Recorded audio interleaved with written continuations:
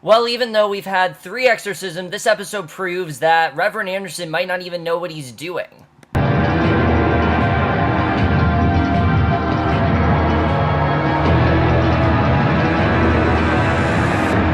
Hey guys, coming for Outcast, Season 1, Episode 4, Wrath Unseen. I was definitely looking forward to this episode. I absolutely love the first 3 episodes. Even the third episode, even though I didn't think it was as good as the first 2 episodes, I still really love the third episode. I still thought there was some really great stuff done in that one.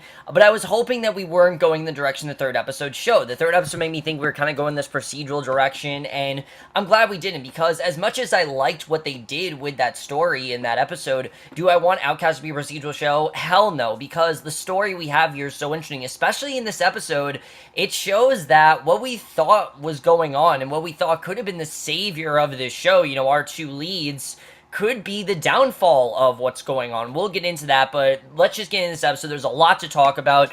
We start off right at Norville's funeral, and I love the way we show this, because obviously, as we know, Norville died, and Anderson says a prayer which only has Kyle and Caleb in attendance, and Anderson asks if Kyle wants to say anything. Kyle says nothing, and Anderson tells Caleb to start the burial, and Sidney then arrives late, and finally, like I said his name in the last episode, but we actually get a name from him here, and Anderson says he didn't expect anyone else to be coming, asks if he's family. Sidney says he's just a friend who knew he was struggling with the loss of Elise, but had no idea how hopeless he must have felt, and Anderson gives his condolences, and Sidney introduces himself and asks if Kyle and Norville were close.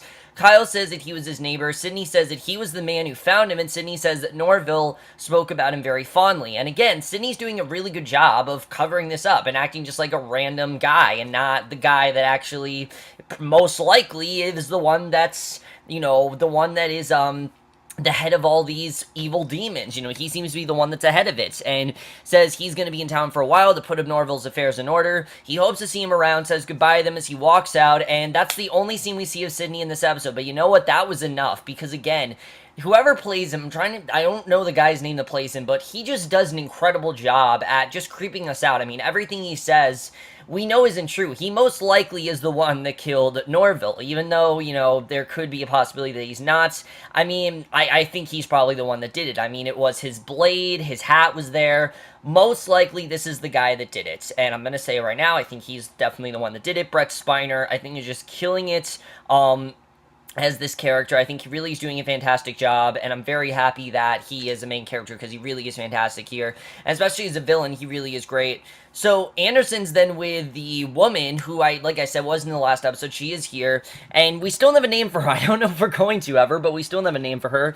They're looking at several antiques, and asks what it is, and Anderson says it's his collection, tells her people who he helps out have given him things, and it doesn't feel right to throw them out, so he keeps them to represent the victories, and she asks him about one, and he remembers back to when Mildred was possessed, and the woman asks if he's okay, and he says it was a hard one, and she says she bet they all were, and Anderson says that it's his ex-wife Janet. She thought that it was sad, like an old high school quarterback living the glory days, and he doesn't think that she think much of his collection, and the woman says she doesn't care really what Janet thinks, and it's a nice scene, but I like that we now know that Mildred was actually possessed. You know, Mildred being one of the ladies that Kyle was first introduced to, Mildred being one of the ones that's one of his regulars in the church and is there all the time, and one of his recruits as well. Remember, he recruited all those people to get people in the church, and Mildred was one of those people, and you definitely get the sense that there's more going on with her than we think, and we'll get into that in a little bit. But as much as the episode focuses on Mildred, the main storyline in this episode is going on with Megan and Mark. Their whole storyline, I think, is overall really interesting. Megan and Mark are getting ready to go on a date. Mark lets the sitter in, and Mark talks to her on the date about taking a vacation at the ocean. And right away, we see Megan sees Donnie arrive with his buddies, and Donnie has a lot more screen time this episode, and I don't know about this guy. I mean, even though we finally find out what he did in this episode, I'll get into that, but just the way he talks, I don't think that he's changed at all. Donnie goes up to her, says that he thought it was her. Mark asks if he knows him. Donnie asks where's his horse, because Megan always used to say a knight on a big white stallion was going to come and carry her away someday. Donnie asks if she remembers she used to act it out with her Barbies and plastic horse. He introduces himself and says him and Megan go way back. Mark asks how he knew he was a cop. Donnie says Facebook, and it's scary to think about how there's shit out there for anyone to see there, and compliments him on Holly. Mark asks if he lives around there, and Donnie says that he hasn't for years. He's just back in town to sell tires, we find out is why he's there. And probably the most random reason, but he says if he needs some rubber, he will hook him up, and tells Megan that they should get some coffee at some point, and says he doesn't want to interrupt their dinner any longer. He tells Megan that she looks great, tells Mark it was a pleasure to meet him. He leaves, and Mark, of course, can tell there's something up with this guy. Just Megan does not seem like she's happy he's there, and Mark asks if he should be jealous. Megan says that's not funny. Mark asks if there's something wrong with him, and she says that he was just an asshole, dumb jock and bully, and she thought she'd never see him again. He asks if he wants him to kick his ass. She says no, but don't even think about buying any tires from him. And even though she's saying in a very playful way, obviously you know there's more going on there. You know she's obviously, really worried about what's going on there, and she's really worried that he's going to strike at her at some point, definitely. So Giles then hosts a barbecue at his house with another couple. His dog comes out, barks loudly at the couple, and I'm wondering, is there something possibly going on with that couple? Because we know the dogs can sense things very well, so I'm kind of wondering if someone there is possessed. But when the wives go inside, Giles returns the watch that Mark recovered in the trailer to his friend, and you can tell that somehow his friend is connected to all this. Now, how he is, I don't know, but somehow he's involved, and you definitely do see that, because there's obviously a reason why he gave that watch to his friend. I don't know if Giles is suspicious of this guy, but we'll get into that in a little bit, because that's really interesting. Kyle then goes into a bar, and he sees Donnie, who Kyle seems to have a connection to as well, and says he'd say it's just a coincidence given how small the town is, and he tells Kyle he's there on business, and he says he saw Megan today, she looked good. Kyle immediately lunges at him and attacks him, and it's clear that Kyle knows the history that Megan and Donnie have. Again, we don't know what it is, but they're both kicked out of the bar, and Donnie asks if this is how it's going to be. Kyle fights him. It's just like he's fighting any demon. I was wondering if they were going to go in this direction that Donnie was possessed. That's what I thought they were doing. Now, luckily, they don't do that. What they do is actually a lot more interesting.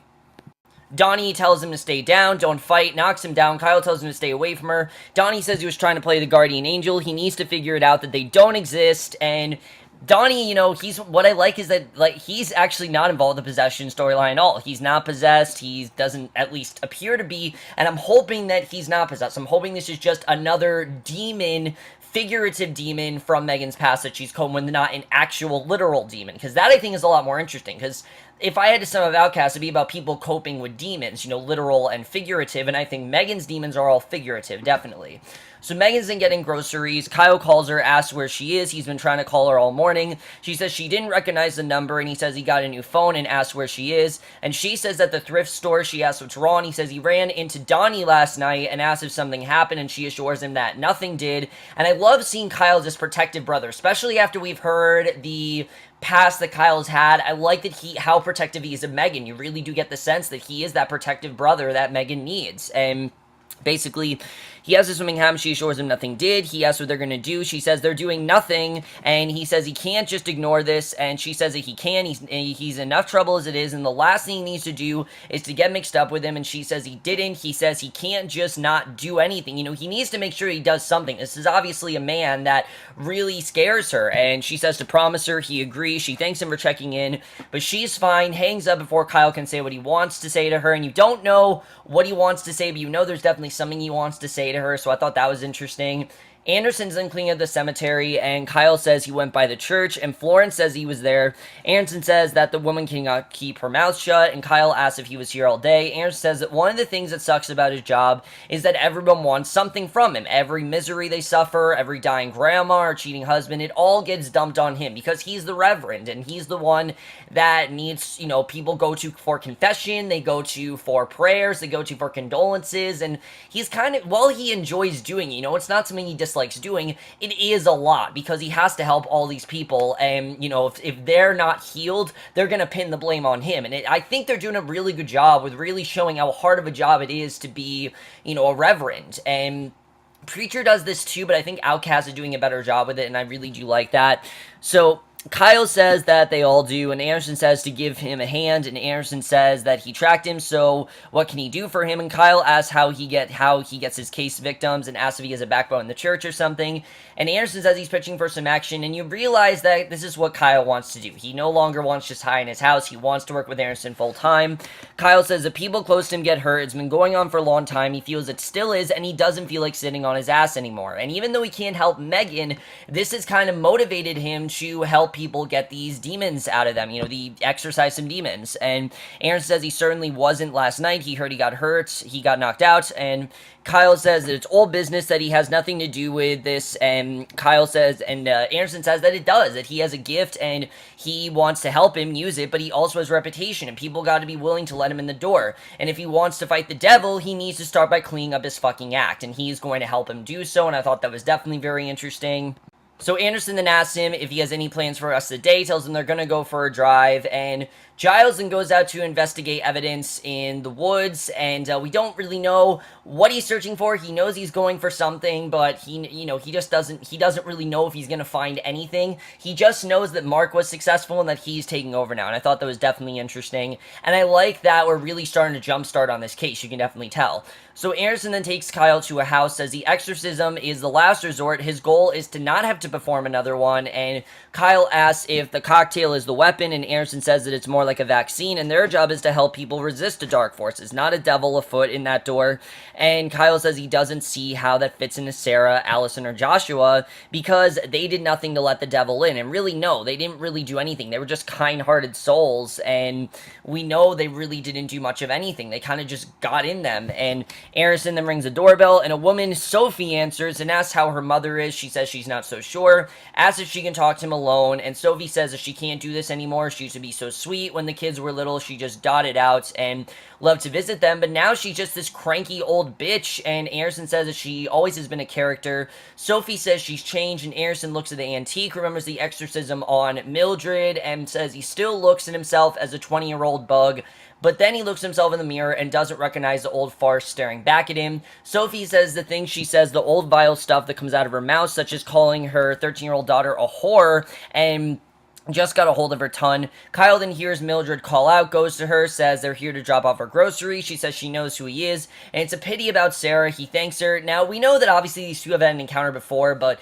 Kyle briefly saw her, so he doesn't really remember her name, and she said it's a nice place, and she's got there, and she says that it used to be, but everything goes to shit eventually, his marriage, and you can tell that there's definitely something off about her. I mean, the way that she's talking about his marriage, it's hard to keep a romance alive when he starts throwing punches in it. She asks about Joshua. She saw his face. He can't seem to help himself. He says he's gonna go get Anderson, and just like what Blake did, she's trying to torture him. She's mentally torturing him. She's taunting him, and that's exactly what the demon did. You definitely know that there most likely is a demon inside of this woman, and she asks what he saw when he did that to him. He goes to help her walk. She screams when he grabs her, exactly the same thing that Blake and Joshua did, and Anderson then gets her back on her feet, thanks him, says he knows she appreciates his help so much, but she's not up for a visit today, and Kyle and Anderson then walk out. Anderson asks what happened in there, and Kyle says that she was asking questions about Joshua and what they saw that time, and Aaron says he's not surprised people are always looking for lurid details, and Kyle says that when she fell, he went to help her, and when he touched her, she reacted just like Joshua and Blake, and she's one of the ones he exorcised, and Aaron says about 2 years ago, it took him almost a week to drive the demon from her, but he feels that it's gone. He feels that it's out of her and that they don't have to worry about it anymore, but Kyle, you can tell, is not so sure. Which brings up one of the most interesting parts of this episode, which is the idea of, does Anderson really do anything? When he exorcises these demons, does it really have an impact on them? Is he really exorcising them? And does he really know how to exorcise a demon?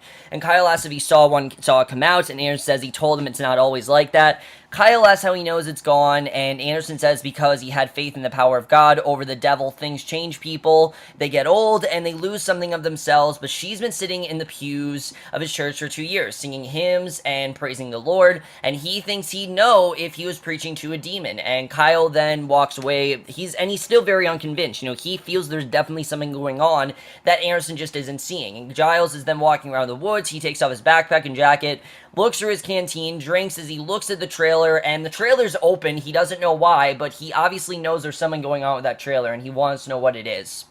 So, Megan's the main dinner when Mark gets home. He asks how her day was, and she says the usual. He says last night was nice, and he feels they should do it more often, spending some time alone. And he worries sometimes when they just don't talk enough. And she says welcome to parenthood. Every dinner out causes them a week's worth of franks and beans, and he says he's her knight in shining armor. He says he thinks it's kind of sweet she never told him about it, but he knows she used to dream about a hero and a white stallion. And she asks if that's why she married him, because he's a cop, and he says that's not what he said. And she says it's insulting. She doesn't want to hear it again.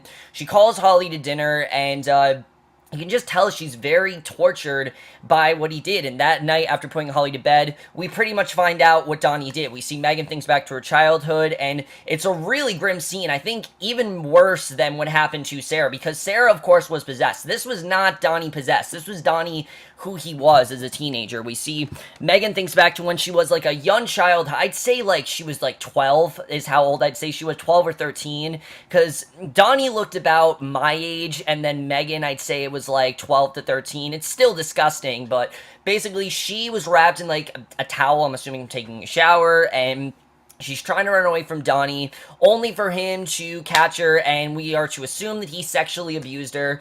Really crazy stuff, but I like that we now know what's going on there. She now gets ready for bed. She then finds a safe that has a gun in it, and I'm wondering, is she gonna go kill him herself? Because she already told Kyle and Mark not to do anything. So I was wondering if she's just gonna go and kill him, because I think they're really showing Megan can handle things in herself, and I like that they're kind of showing the badass that Megan is, because I would have never assumed Megan to be a badass, but you definitely do see that here.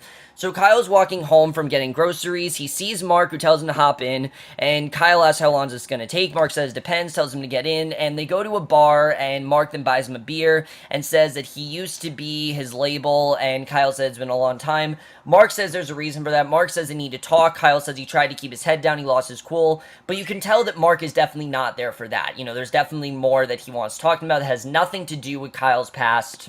And we get to what I think is one of the best scenes in this episode between Mark and Kyle, because they actually get somewhere in this episode. We've known previously Mark is not, a fan of Kyle. He really wants nothing to do with him because he feels that Kyle is this, really just vile man who hurt his daughter and everything. And Mark says that he doesn't even want to know. He talks to him about Donnie and asks if he knows anything about him. And at first, Kyle says no and asks if he was the one who put Megan in foster care. And Kyle asks how much she told him, and Mark says just that. He was a foster kid her parents took in, and he abused her but never told him his name. And Kyle asks what he said.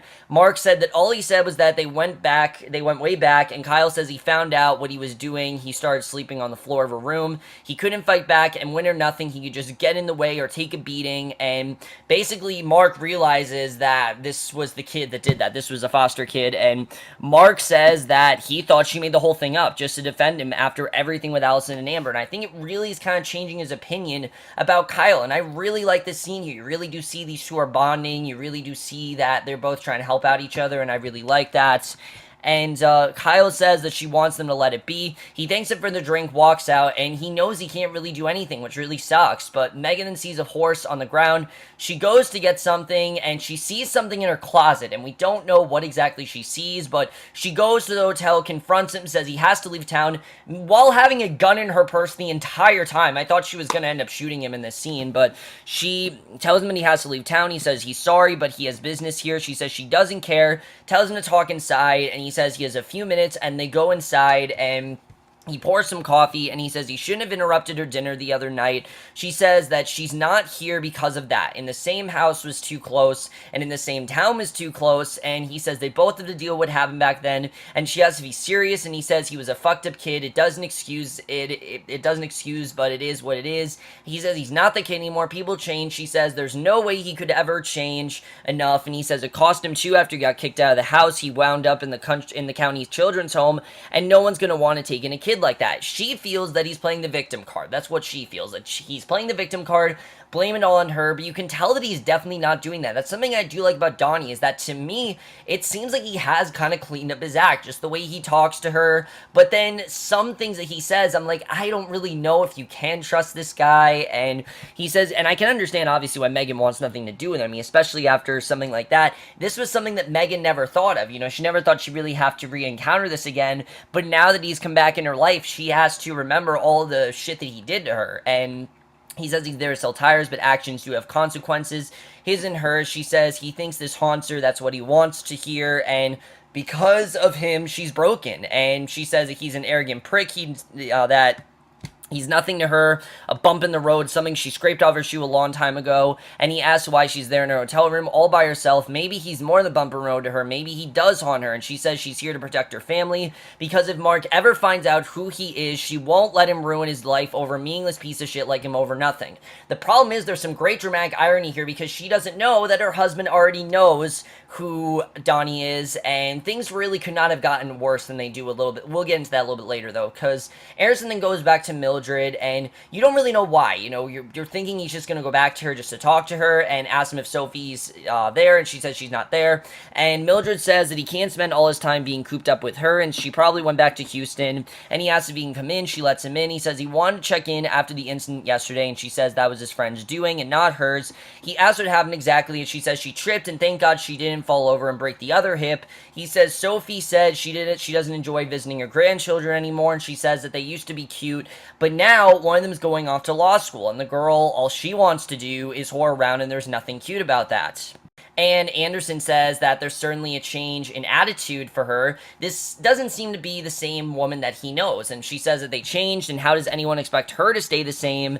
And yeah, I mean, I get what she's saying, that a lot of old people, you know, I'm not saying that all elderly people are like this, but when someone is older, they really question why someone acts a certain way or why they act, you know, in this vile way that they do, because she's not used to, you know, she's not used to a 13-year-old acting this way. This isn't something that she's used to, and basically he talks about how, you know, they used to sit there for hours playing Scrabble, backgammon, why they have to change, and she says she doesn't have much time left, she's tired of playing games with him, and she scares him right there, which honestly scared me, I'm not gonna lie. It was a good jump scare, because the demon face actually pops out, but then she says she's just joking around, but most times I'd say, okay, that was a false jump scare, but it's not a false jump scare, because you can tell that definitely she's not acting like herself, and asks what if they like who they become, what if it works better for them this way. Anderson asks how can it be better to hurt the people who want to help her, to reject their love, leave a hole in their soul. She says holes can be filled, there's room inside a human soul for so much more than love, and God, something that feeds it in ways he hasn't imagined, and she says she changed her mind, she does love their little games, asked to play Scrabble, and you can just tell that there's something off about her. You don't know what it is, but she most likely is still possessed, and we'll get into that in a little bit, because that's one of the most interesting parts, probably the most interesting thing about this episode. Giles is then taking a piss near a tree. He watches from the bushes as his friend douses the trailer with kerosene, sets it on fire, and somehow his friend is connected to all this. I mean, again, he gave his friend the watch, and we don't know what his friend's capable of. I don't know if his friend's possessed, but definitely there's something going on there, and that's going to be very interesting. Harrison then goes to Kyle and tells him his favorite sin is everybody goes from monster, wrath, the sexy ones, and Kyle says that's lust, but Harrison says he's talking about pride. It sneaks up on you because it doesn't feel like a sin, and there's nothing wrong with feeling good about himself and taking pride in a job well done, and Kyle says to start getting used to it because he doesn't notice when the job wasn't done well, and Harrison says that he's actually right. There's a job he didn't do well, and you kind of get the sense that even though Harrison, performed all these exorcisms for years, it might not have done anything. Those demons might still be in those, avenged souls. I mean, think about Blake. They couldn't save him. Who's to say they didn't save Joshua? Who's to say they didn't save, Sarah? Who's to say they didn't save Mildred? And especially, we'll get into that in a little bit, but basically, Kyle, and especially Allison as well. We'll get into that in a little bit, though, but Anderson says it's spiritual, and basically, Anderson says that he's right, there's a job he didn't do well, Kyle says he'll get his coat, and realizes that he wants to go back to see Mildred, but when he goes back to see her, Sophie enters, asks why they want to see her. Anderson says it's a spiritual matter, and Sophie asks if he thinks that she's spitting up her pea soup, head spinning around, falling up to the ceiling, and Anderson says that she's there, that there's something she doesn't know about her mother, she doesn't believe in the possession, you can tell, just like Mark and Megan, she doesn't believe in this possession, and Anderson says still inside of her. Sophie says that she's calling the police. Kyle says they can't leave like this, and Anderson decides to actually leave. It's such a brilliant scene. He's about to leave, but not before leaving the trinket that she gave to him on her doorstep to remind himself that she still needs saving, and he in fact has not saved her, and I thought that definitely was very interesting. And it makes sense why we saw that scene, because it shows that he feels victorious over doing this, but really he hasn't done much of anything. In fact, it doesn't really seem like he's saved them, which is one of the most interesting things, and just so interesting, because it seems like Anderson has been the one to save everyone, but now it seems like he might not be the one. He might not know how to save them, and that definitely is very interesting. I can't wait to see where that goes.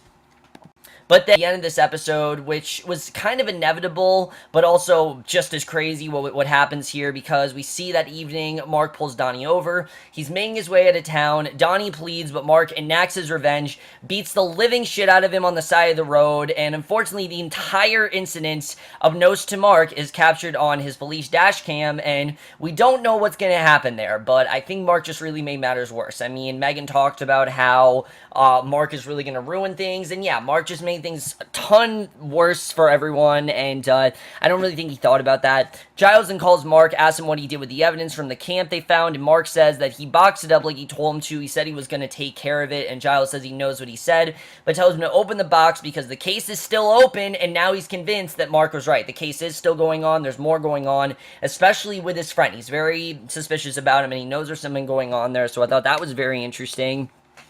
Megan then sees him washing his hands, says she heard him talking. He says it was just Giles telling him the usual, asks if Holly is sleeping, and she says finally a little drama, but she thinks she was just overtired, and she said it's fine. He asks how her day was, and she says that he knows, and I kind of get the sense that she kind of knows, that he knows about Donnie, so I think that's interesting. Anderson and Kyle are then in the car. Anderson says that he's a sucker. Kyle says that she may not be the only one. He said he played board games with Mildred for 2 years and he didn't have a clue. And what if it's the same with Allison? What if they didn't save Allison? Because Allison, as we know, and Sarah, the black goo did not come out of them, and that's something that Anderson hasn't seen before. So I'm thinking that really these people that they thought they saved, they have not saved. It's only kind of gone, and he tells them to turn around because he has to see his wife. Aaron says he understands, but he can't just burst in there. Kyle says he was about to bust down Mildred's door. Aaron says she doesn't have a restraining order on him. He realizes he's driving off the road, continues to drive, and they're probably going to go confront Allison. I thought that definitely was very interesting what's going to happen there, if he's going to see Allison, because I think we've been leading up to this moment, that moment where he's going to go get to see his wife again, have that life, but again, he had the restraining order, and she thinks it's his fault, and I think it definitely is interesting, and Megan then airs out her frustration, and then we see at the very end of the episode, Megan, a very high-strung, very uptight. She decides to air her frustrations in her backyard. She takes all of these boxes, and she literally starts sledgehammering glassware, and it's a crazy scene, but that is the way the episode ends. Really interesting stuff going on. Let's just get into this episode. So really, I don't just think this episode was probably the best episode we've had since the first episode, but also really interesting and some really compelling concepts here. Just the idea that Anderson, who's been a reverend for all these years and performed all these exorcisms, they might not have done much of anything, and that's overall really interesting. Has he saved Allison? Has he saved Sarah? And did he save Mildred is the big question. We know for a fact Mildred is definitely not safe, and we know that Blake as well, he is also not saved. We know for a fact those two definitely are not saved, and like I said, Joshua's billed as a recurring character, and so is Blake. So I'm wondering if those demons are going to come back to haunt them. And I'm thinking that Sidney is the man behind all of this. And maybe it's not that. I mean, I'm thinking maybe Sidney is torturing them. I don't really know. But I'm pretty sure just the way that Sidney acts, the way that's going on, I feel like he's the one that's controlling all this, and he's the reason why the evil is back in town and why it's, worse than it ever is. I think that's the main reason why that's going on, and I think that's overall very interesting. As far as Donnie, what is going to happen now? Because we know now that Mark, he's now beat up Donnie. He's not dead, thank God. I'm glad they didn't kill off Donnie, because I want to see more what's going on with him.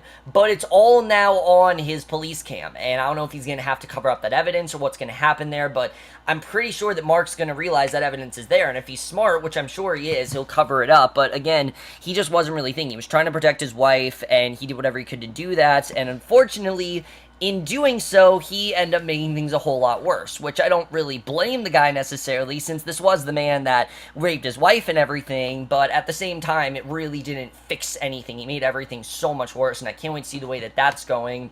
We're really leading, you can tell, to that Allison-Kyle confrontation. I think that definitely is going to come up soon. I'm looking forward to seeing how that's all going to go down, especially because, as we know, the troubled past that Kyle has, and especially the history that Kyle has with Allison. I think that is going to be really interesting. Mark, I really think that Kyle has proved himself to Mark that he's not the demon that Mark thought he was.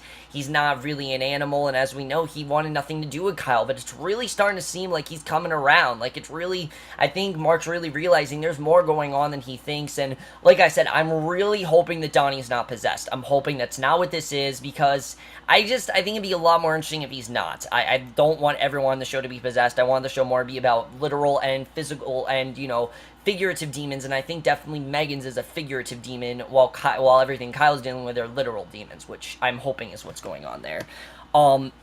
Giles, how is his friend connected to all this? Because again, we know that Giles, obviously, he's now on the hunt, but who is this friend? How does he know him? Why does he have the wristwatch? And why did Giles just so casually give it to him? I mean, that's something definitely...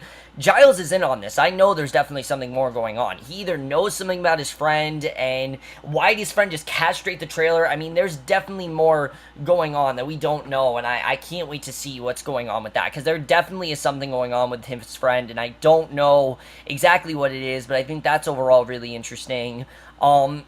And then Mildred, how are they going to save Mildred? I don't even know if it's possible to save Mildred at this point, especially after what we've heard. I don't know how that's going to all go down. But overall, guys, like I said, for me, this was the best episode since the first episode. I absolutely loved everything about this episode. This was definitely more of a transition episode, but there were so many great scenes here. There was so much that went down here, and can't wait for the next episode. Luckily, I can watch episode 5, which I will most likely review it after what I review next, which I'll get into. But let me know what you guys saw this episode, left your thoughts on it, and I will see you guys in my next video. I'm really, like I said, loving the show, but we'll see you guys next week, which will be for this 90-minute, which is insane. I can't believe it's 90 minutes, but the 90-minute season finale of Outlander, which I am so ready for, and I will see you guys for that. Okay, bye.